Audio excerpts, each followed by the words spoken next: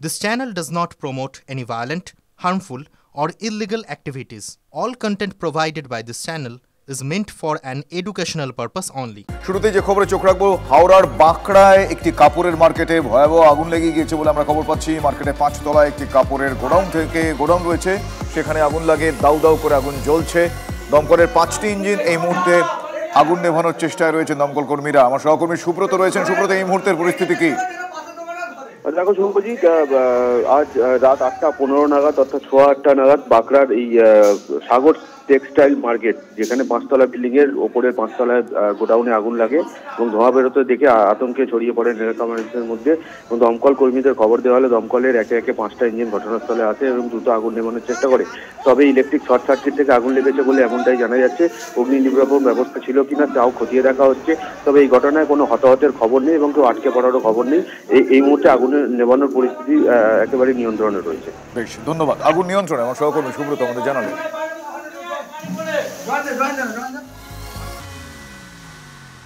অন্যদিকে আরো একটা গুরুত্বপূর্ণ আপডেট, রাজ্য বিধানসভা ভিত্তিক ভোটার তালিকা স্ক্রুটিনির কাজ চালিয়ে যেতে হবে। শুক্রবার জেলায় জেলায় পৌঁছলো সুব্রত বক্সির স্বাক্ষর করা এই বার্তা। প্রসঙ্গত আপনাদের আরো একবার মনে করাই, বৃহস্পতিবার মানে গতকাল জেলা ভিত্তিক ভোটার তালিকা সংশোধনে কোর কমিটি গঠনের সিদ্ধান্ত হয়। তারপরে নির্দেশ।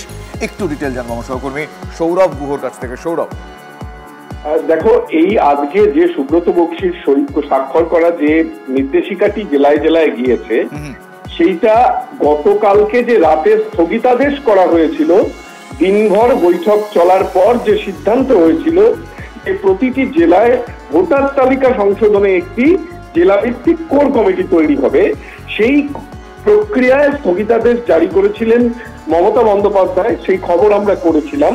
এরপর সুব্রত বক্সি আজকে নির্দেশিকা জারি করলেন যে ইন্ডোর স্টেডিয়াম থেকে বিধানসভা ভিত্তিক, এলাকা ভিত্তিক যে ভোটার তালিকা সংশোধনের কথা মমতা বন্দ্যোপাধ্যায় বলেছিলেন, সেই প্রক্রিয়াটি জারি থাকবে। অর্থাৎ গতকালকের যে 36 জনের কমিটি যে সিদ্ধান্ত নিয়েছিল, সেই সিদ্ধান্তের স্থগিতাদেশ কিন্তু বহাল থাকলো। পাশাপাশি এলাকা ভিত্তিক সংশোধনীর কাজ কিন্তু চলছে এবং সেটা চালিয়ে যেতে হবে। এই স্বাক্ষর করা চিঠি জেলায় জেলায় পৌঁছেছে। শুভজিৎ, বেশ, ধন্যবাদ সৌরভ। অন্যদিকে আরো একটা কলকাতা সংক্রান্ত আপডেট আপনাদের দেবো এবার। কলকাতায় 300 বর্গফুট জমিতেও 3তলা বাড়ি। 300 থেকে 450 বর্গফুট জমিতেও 3তলা বাড়িতে অনুমতি কলকাতা পুরসভার। সেক্ষেত্রে সামনে 1 ফুট, দুদিকে 1 ফুট করে এবং পিছনে 3 ফুট করে জমি ছাড়তে হবে।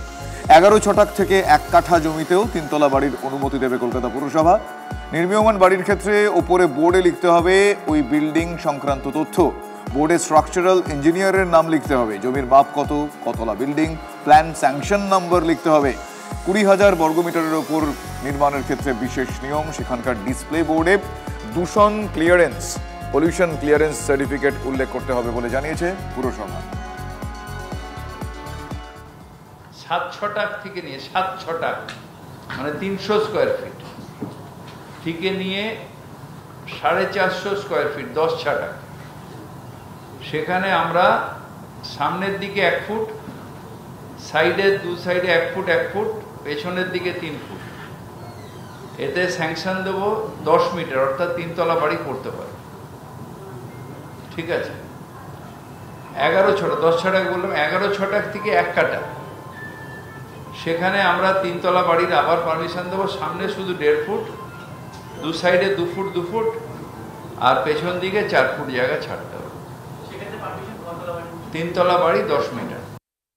তার জমির সয়েল টেস্ট হলো না, জমির অবস্থা কি সেই জায়গার জানতে পারলাম না। যে কোনো জায়গায় এইভাবে 3তলা বাড়ি হয়ে গেলে এই বাড়িগুলো তো ওই দেশলাইয়ের, আমরা আগে জুতোর বাক্স দিয়ে যে বাড়ি বানাতাম ওয়ার্ক এডুকেশনের, অনেকটা সেই রকমের বাড়ি হবে। এবং এই বাড়িগুলো তাসের বাড়ি আমরা শুনেছিলাম চিরকাল, সেই তাসের বাড়ির মতন এই বাড়িগুলো যখন তখন ভেঙে পড়বে। মানুষ ভাবতে পারেন সাময়িকভাবে যে আমি অনেকটা রাহাত হলো, আমি অনেকটা সুযোগ পেলাম, কিন্তু মানুষের নিরাপত্তার কথা কোথাও ভাবা হলো না। দেদার প্রমোটিং যাতে হতে পারে সেই জন্য এরকম একটা বেআইনি বিষয়কে আইনি স্বীকৃতি দিয়ে দেওয়া হলো। এবার যাদবপুর বিশ্ববিদ্যালয়ের কাণ্ডের আপডেট। আপনারা জানেন, উপাচার্য এবং তাদের প্রতিনিধিদের সঙ্গে বৈঠকে বসেছিলেন রাজ্যপাল। যাদবপুর বিশ্ববিদ্যালয় কাণ্ডের পরিপ্রেক্ষিতে এই জরুরি বৈঠক হয়। বৈঠকে ক্যাম্পাসের ভিতরে হিংসা নিয়ে আলোচনা হয়। অন্য রাজ্যে বিশ্ববিদ্যালয় ক্যাম্পাসে হিংসা হচ্ছে মানে এখানেও হবে, মেনে নেওয়া যায় না, এমনটাই মন্তব্য করেছেন রাজ্যপাল সিভি আনন্দ বোস। বিশ্ববিদ্যালয় চত্বরে ক্লোজ সার্কিট ক্যামেরা না থাকা নিয়েও তিনি সরব হয়েছেন। মুখ্যমন্ত্রীর সঙ্গে আলোচনায় বসার কথাও জানিয়েছেন রাজ্যপাল। ক্যাম্পাসে নেশাদ্রব্য ব্যবহার নিয়েও উদ্বেগ প্রকাশ করেছেন তিনি। সাংবাদিক বৈঠকের মধ্যেই ব্রাত্য বসুকে নিয়ে প্রশ্ন যদিও এড়িয়ে গিয়েছেন রাজ্যপাল। Vice Chancellors were unanimous that to establish a crisis management cell in each university, to set up dedicated team to monitor and respond to potential conflicts and violent situations, potential before it takes place, try to identify and prevent it. Was a large use of narcotics and substance within the campus, which is a larger issue which has to be addressed separately. I'll be holding a separate meeting for that. This is all what happened today. Howrah station থেকে 3.5 বছরের শিশুকন্যাকে অপহরণ ঘটনাকে কেন্দ্র করে তীব্র চাঞ্চল্য ছড়িয়েছে। মঙ্গলবার রাতে হুগলি থেকে হাওড়া আসেন এক মহিলা। পরদিন শিয়ালদা থেকে ট্রেনে লক্ষ্মীকান্তপুর যাওয়ার কথা ছিল তার। মহিলার সঙ্গে ছিল তার 2 মেয়ে। রাতে হাওড়া স্টেশনে ওই মহিলা ছিলেন। সেখানে এক মহিলা যাত্রী তার সঙ্গে আলাপ জমান। 2 শিশুকন্যার সঙ্গে তিনি খেলাও করেন। রাতে মা ঘুমিয়ে পড়লে 3.5 বছরের শিশুকন্যাকে নিয়ে চম্পট দেন ওই মহিলা যাত্রী। সকালে ছোট মেয়ে খুঁজে না পেয়ে হাওড়া জিআরপি থানায় অভিযোগ দায়ের করেছেন ওই মহিলা। স্টেশনের ভিতর এবং বাইরের ক্লোজ সার্কিট ক্যামেরা ফুটেজ পরীক্ষা করে অপহরণকারী ওই মহিলাকে শনাক্ত করা হয়েছে। ফুটেজে দেখা যাচ্ছে ওই মহিলা 1 নম্বর প্ল্যাটফর্মের পাশ দিয়ে সাবওয়ে ধরে স্টেশন লাগোয়া বাস স্ট্যান্ডে যাচ্ছেন। তারপর তার খোঁজ পাওয়া যায়নি। মহিলার খোঁজে তল্লাশি চলছে। প্রাথমিক তদন্তে অনুমান ওই অপহরণকারী মহিলার শিশু চুরির চক্রের সঙ্গে যুক্ত থাকতে পারেন।